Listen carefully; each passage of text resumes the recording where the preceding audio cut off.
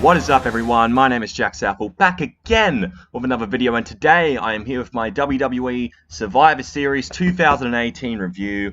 And I'm going to be real with you, I'm going to make this one very quick because it's been 2 weeks, well, close to 2 weeks since the event has taken place, and I just want to get my thoughts out there. So it might be a lot quicker than my usual reviews, but I'm still going to make it good, so that's the main thing. So we opened up the pay-per-view, well, the pre-show match anyway, was the tag team portions where the tag teams from Raw face the tag teams from SmackDown in a 5-on-5 team Survivor Series elimination match. It's a big mouthful. SmackDown won, which would turn out to be the only match that SmackDown would win, even though WWE, during the first match, openly acknowledged, oh, it doesn't matter, it's on the pre-show. What? Nice way to tell your pre-show to go fuck itself. Like, you know, you always promote your pre-shows as like, oh, make sure to watch it, and then you say straight up on television, oh yeah, it doesn't matter. What is this company, man? But yeah, Team SmackDown won, which was made up of the Usos, the New Day, Sanity, Gallows and Anderson, and the Colóns. I'm even surprised the Colóns are even still on the roster. And they beat the Raw team, which was made up of Bobby Roode and Chad Gable, the Revival, B Team, Lucha House Party, and the Ascension. Like, if Raw would have won that match, that would have been a load of shit, because the Raw tag team division, besides the Authors of Pain, is an absolute joke. It's a fucking joke. They're all jobbers. Like, there's no team that's like you can take somewhat seriously, unfortunately. Like, you would take the Revival seriously, but they're always losing to the fucking Lucha House Party. Like, I don't know, man. But, like, I could take the SmackDown tag team division just a bit more seriously. At least they have Usos, New Day, and Sheamus and Cesaro. I don't know what they're doing with Sanity or Gallows and Anderson, and I'm surprised the Colóns are still on the roster. But yeah, that was the pre-show match. The first match on the actual show was the women's 5-on-5 Survivor Series elimination match. On Team Raw was Mickie James, Nia Jax, Tamina, Bayley, and Sasha Banks, with Alexa Bliss as the team captain because she's dealing with an injury at the moment, and it could affect her career maybe. I've been seeing a lot of things that might, but we're only going to have to wait until Alexa actually makes a statement about that. And they face off against Team SmackDown, which is made up of Naomi, Carmella, Sonya Deville, Asuka, and Mandy Rose. Now, this match, I remember it being okay. Nothing great, but it was there, I guess. Nia Jax, I believe, was the sole survivor, and look, I get it. I get that they're trying to build her to a match against Ronda Rousey for the Raw Women's title and all that. But, like, when I watched it, I was like, man, like, I don't know. It's like, I get what WWE's trying to do, because Nia Jax punching Becky Lynch in the face, it's a smart idea to get heel heat. It's real, well, like, obviously what Nia did was, WWE wasn't planning on that to happen. Nia Jax got way too heated and decided to punch Becky in the face. She fucking shouldn't have. It was stupid on her part.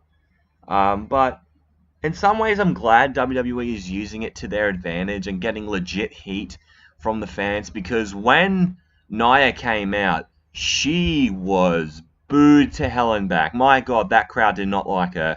Like, she was so hated, man. But, you know, it is smart of her to keep this momentum going, I guess. I mean, yeah, I don't think she is untalented like everyone else is screaming at the moment, because everyone is in love with Becky, as am I. But, like, the way people were going about the whole Nia Jax situation, I'm like, yeah, I get it. What Nia did was fucking stupid, but, like, chill out, you know? And I did want Asuka to be the sole survivor, because during then I was like, oh shit, they're not doing much with Asuka, man. You know, they're making her look weak. Obviously, that's not the case now that she's going to face Becky and Charlotte at TLC for the women's title. But, you know, 2 weeks before then, I was just like, what the fuck are they doing with Asuka? But, yeah, it was an alright match. Wasn't too happy with Nia winning, but whatever. She needs the win facing Ronda, so I can't complain that much. And Ronda's probably going to destroy her at TLC anyway. Then we get our first champion versus champion match. Seth Rollins, the Intercontinental Champion, faces the United States Champion Shinsuke Nakamura in a match I really, really enjoyed. These two work really well with each other. I had a good feeling that this match would be really good, and it did turn out to be really good. I was expecting Dean Ambrose to interfere because they have their feud at the moment, but no, we didn't get that. I'm happy that Nakamura got a match finally where he gets to showcase how good he is, because I feel like WWE hasn't been using Nakamura well as US champion. He's kind of been seen in the background, which is such a shame because Nakamura is an extremely talented wrestler. And you pair him up with Seth Rollins, you know you're going to get a good match out of it. So I'm happy they finally gave Nakamura some time to shine.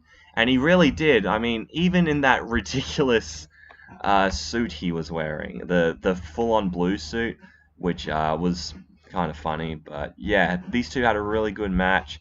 Like the outside dives to Nakamura, and even one where Nakamura stops him with a kick. That was really cool. And then Rollins even hits a superplex Falcon Arrow. And how it all ends was the curb stomp by Seth Rollins to win the match. So, yeah, overall, it was just a very enjoyable match. And that would be the first of many really damn good matches we get on the show. Survivor Series was a good pay-per-view, man. I really, really enjoyed it. Then we get to the Authors of Pain, the Raw Tag Team Champions, or AOP, whatever the fuck. Versus the Bar, Cesaro and Sheamus. They had Big Show in their corner, because they were the SmackDown Tag Team Champions. And Drake Maverick being in the AOP's corner as their manager. And they have to do the thing where Drake Maverick, when he sees the Big Show threatening to hit him, he legit pisses himself. Oh my god, that is Vince Humor 101 right there. Like, only he could find something like that hilarious. Him and anyone under the age of 10. Because, let's face it, Vince McMahon has the humor of a 10-year-old, okay? You know, he's the type of person that thinks that poo raining down on him and the Spirit Squad in 2006 is hilarious. Like, I don't know, man. It was stupid, just stupid. AOP won their match. I can't really remember a lot about it, to be honest with you. So that kind of goes to show you how good the match was. But yeah, but another interesting thing that happened during this match was there was someone sitting in the front row in disguise who turned out to be Enzo Amore, who wore a shirt saying, "I'm doing fine." If you have to wear a shirt saying that you are fine, there's a 99.9 chance that you are not fine. Like, you're probably the saddest human being on the planet. The fact that you have to make a name for yourself in the crowd and yelling in the crowd your catchphrase and getting removed by security, you're not doing great. You're a depressed little shit whose career has been ruined since you've been fired by WWE. I mean, yeah, I get it that the whole rape allegations thing turned out to be false, which I'm glad about, but the way Enzo has carried himself outside of WWE since he's left, he's just a complete fuckwit. He's an absolute fuckwit, man. But yeah, that's probably the last time where we're going to see Enzo Amore in the WWE, thankfully. So, afterwards, we get the Cruiserweight Championship match between Buddy Murphy and Mustafa Ali. This match ruled, of course. It's a Cruiserweight title match now. If we got one of these things in 2017, we'd be like, oh, cool, piss break. But no, in 2018, the Cruiserweights are on fire. They're fucking awesome. And just both of these guys are so talented. Buddy Murphy, you make me proud to be an Australian, that's for sure. And Mustafa Ali, he did some crazy shit in this match as well. Like, for example, when he was on the second rope, he gets pushed by Buddy Murphy and just flies into the barricade, which was crazy. and just Murphy then throws Ali out like he was nothing, like throws him like a ragdoll, and then proceeds to dive on him, like. And everything that Mustafa Ali does has so much impact to it. Like, even the Spanish fly off of the announce table was crazy. Like, even simple moves like that, like, like kicks or something, have so much impact to them. That's why Mustafa Ali is one of the top guys in the Cruiserweight division right now. But Ali kicks out after a cheeky Nando's kick and 2 power bombs, and Murphy ends up catching Ali with a knee to the head, hits the Murphy's Law, and retains the Cruiserweight title. So, yeah, very fast-paced, very fun match. I can't complain about this. The Cruiserweight division has been one of the best things about wrestling in 2018 for me. Just a huge turnaround ever since Triple H has been looking over it. Like there have been so many stars that have been built now because of it. Like Cedric Alexander, Buddy Murphy, Mustafa Ali, the Lucha House Party. You know, like hell, even Mike Kanellis is in 205 Live now, which I'm so happy he is, because Mike Kanellis wasn't really doing anything for the majority of the year. Now that he's on 205 Live, he's going to get a lot more eyes on him than he would on fucking Main Event. That's for sure. So, yeah, and also as well, Buddy Murphy, I've been so impressed with him so far. He's been one of the dark horses in wrestling this year.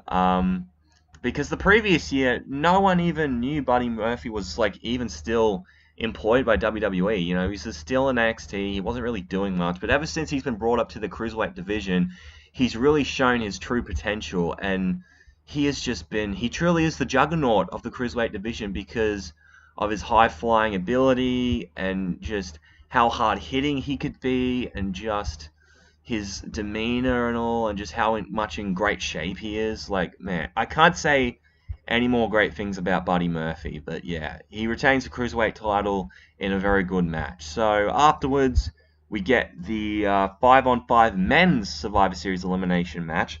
We have Team Raw, which is made up of Dolph Ziggler, Drew McIntyre, Braun Strowman, Finn Balor, and Bobby Lashley, with Baron Corbin in their corner as the Raw GM, and Leo Rush in the corner of Bobby Lashley, versus Team SmackDown, which was made up of The Miz, Shane McMahon, Rey Mysterio, Samoa Joe, and Jeff Hardy. As for the 5-on-5 match, it was okay. I would say there were a few things I kind of rolled my eyes at, but overall I thought it was an okay match, and Raw wins again. They basically have a clean sweep throughout the entire night. But what I don't get was, on SmackDown, so Raw completely annihilates SmackDown except for the pre-show, but the pre-show doesn't matter. Whatever. So Shane McMahon on SmackDown, does he say anything that SmackDown, does he punish the brand for losing? He doesn't do anything. Which just makes it all kind of worthless. Which makes this pay-per-view have no meaning. I mean, I do like the idea of a Raw versus SmackDown like pay-per-view type thing, but I wish there was more on the line. Like, I wish that, like, for example, the winning brand gets the main event slot at WrestleMania for some reason, or the last 5 guys in the Royal Rumble are Raw SmackDown guys. Like, have some stakes to your Survivor Series Raw versus SmackDown match, because overall, what does SmackDown lose and what does Raw gain? Nothing. Just nothing, really. But yeah, Team Raw gets the win in that one. Braun Strowman, Drew McIntyre, and Bobby Lashley were the sole survivors, and I believe they beat up Braun Strowman after the match, and they've been feuding now for a bit. Braun was originally meant to face Baron Corbin at TLC coming up in a few weeks. However, that doesn't look like that's going to happen because Braun's been injured. And I've read that a potential match that could happen could be a 6-man TLC match, which will be Corbin, Lashley, and McIntyre versus Elias, Finn Balor, and someone else, maybe Bray Wyatt, since he returned at Starrcade. But there were definitely some highlights in the Raw vs. SmackDown men's match, like for example, Shane McMahon doing his dive from the top rope through the announce table, which is always a crazy move to see. And there was a nice sequence between Finn Balor and Rey Mysterio. Like, seriously, a Finn Balor-Rey Mysterio match would be bloody awesome. But that was one of the highlights for me overall. So, yeah, this match was okay. There were some cool spots in it, but overall, I wouldn't say it was the best match of the night. Because the next match coming out is definitely a contender for match of the night. Charlotte Flair versus Ronda Rousey. Now, this match was originally going to be Ronda Rousey versus Becky Lynch, Raw Women's Champion versus SmackDown Women's Champion. But, yeah, thanks to Nia Jax completely punching Becky Lynch in the face and almost hitting her with a concussion, that unfortunately didn't happen, and we got Ronda Rousey versus Charlotte Flair instead. This was such a fucking good match, man.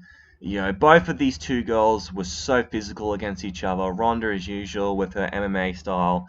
And also Charlotte hit a really good spear in this match. And she kicked out of it, which was a shocker. However, what was also a shocker was Ronda goes running to the outside because Charlotte Flair rolled out of the ring. And Charlotte whacks Ronda Rousey with a kendo stick, gets herself disqualified, and you think, oh, great, a disqualification on the pay-per-view, that just sounds shit. But the way Charlotte Flair beats the absolute shite out of Ronda Rousey was just insane. Like, she almost snaps the woman's neck. And how would the crowd react to that? They cheer. They cheer it. They're loving it because they haven't really seen that much fire out of Charlotte Flair in so long. Like, it's a bit fucked up for them to boo Ronda Rousey after getting the absolute shit kicked out of her when she didn't deserve it at all. But I think it's because fans like to see wrestlers with more passion and more fire. And when Charlotte Flair was a babyface in her feud with Becky Lynch, she didn't really show much of that. I mean, she did show it in the match at Evolution, but overall during the feud she just felt very robotic. But yeah, she just full on breaks Ronda's neck with the chair and just beats the shit out of her. Like, oh man, it was quite brutal. But you know what? It was very entertaining to watch. Now Charlotte Flair has gone heel, I'm pretty sure. And Becky Lynch, since she's reacted to that, she says, "Oh, you're blatantly trying to be me." Because the thing was, Charlotte Flair, in that promo on SmackDown this week, said, "Oh, I wasn't fighting for you, Becky. I was fighting for me." Didn't you say in the build-up to this match that you were going to fight for Becky? So, like, what the fuck? Make up your mind, Charlotte. But, yeah, I'm very excited to see how Charlotte Flair's character will progress in the next few weeks, building up the TLC.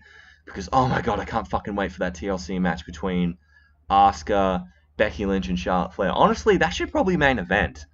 Honestly, I would love to see that match main event TLC. That would be insane to me. But yeah, great match between Ronda Rousey and Charlotte Flair. So much physicality between the two, and I just really enjoyed it, man. Been one of my favorite women's matches this year. Like, the women's division has been excellent in 2018. And then we get to the main event, which is also in running for match of the night. It is the Universal Champion Brock Lesnar versus the WWE Champion heel Daniel Bryan. I can't believe we've got a heel Daniel Bryan. He's even got like new heel tights because he was wearing very bright blue, white, and green attire beforehand, but now he's gone full on black with a bit of white and maroon on him. And Daniel Bryan was so fucking cocky towards Brock Lesnar. You know, this is a different man. And he kind of had to be like that, maybe, to face someone like Brock Lesnar, to be as much as an asshole as he is. So, like, even doing his little, like, bopping thing that he does before a match, which was funny. But all of the messing around and poking at the bear that was Brock Lesnar just set off Brock Lesnar, and he pretty much, for the first half of this match, completely annihilates Daniel Bryan. Just absolutely fucking destroys him. Just a million German suplexes, beats the living beats him up, like, fucking hell. You know, even hits the F5 at one point, goes for the pin, and breaks up his own pinfall just so he can demolish Daniel Bryan a bit more. But as soon as Daniel Bryan comes back, he kicks him in the nuts, hits the running knee, and a kick out. Like, holy shit, I was kind of losing my mind during this match. And just a running knee to the outside, and then Lesnar goes hit Bryan with the steps, but then he moves out of the way, and I'm like, holy shit, Bryan's gonna win, Bryan's gonna win. Like, when he locks in the yes lock, Brock was fingertips away from tapping. I swear he was fingertips away from tapping. And that crowd was going insane, man. Like, I was going insane. I'm like, holy shit. Like, I don't remember marking out that much to a match in quite some time.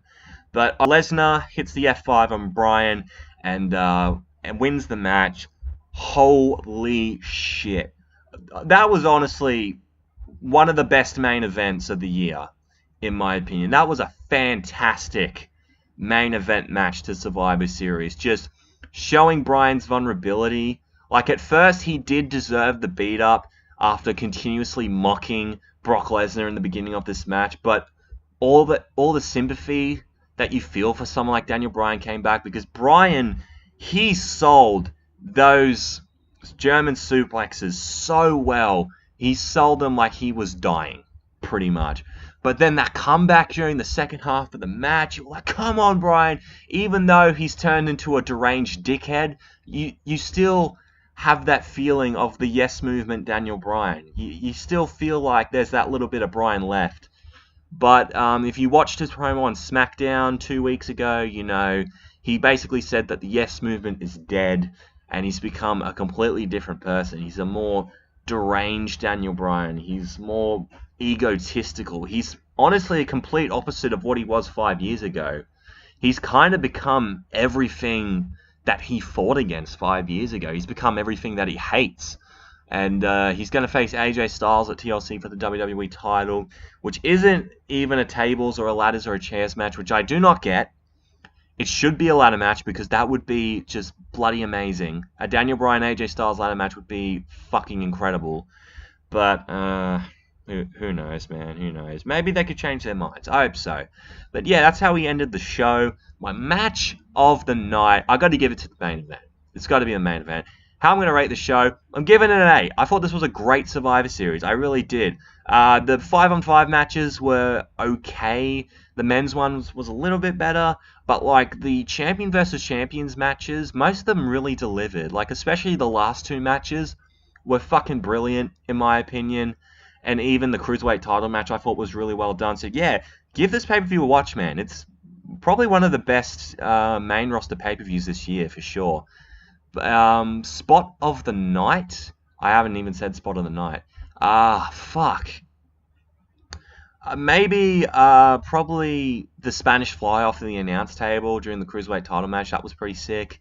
But yeah, thank you guys for watching this review. I hope you have enjoyed. And if you did, make sure to leave a like, comment down below your opinion on Survivor Series. And if you're excited for the TLC pay-per-view coming up soon, and if you want to see more from me, hit that subscribe button. You'd be glad you did. Twitter and Instagram is at JackmanLaw31. If you want to check me out there, thank you so much for watching, and I am out in 3, 2, 1.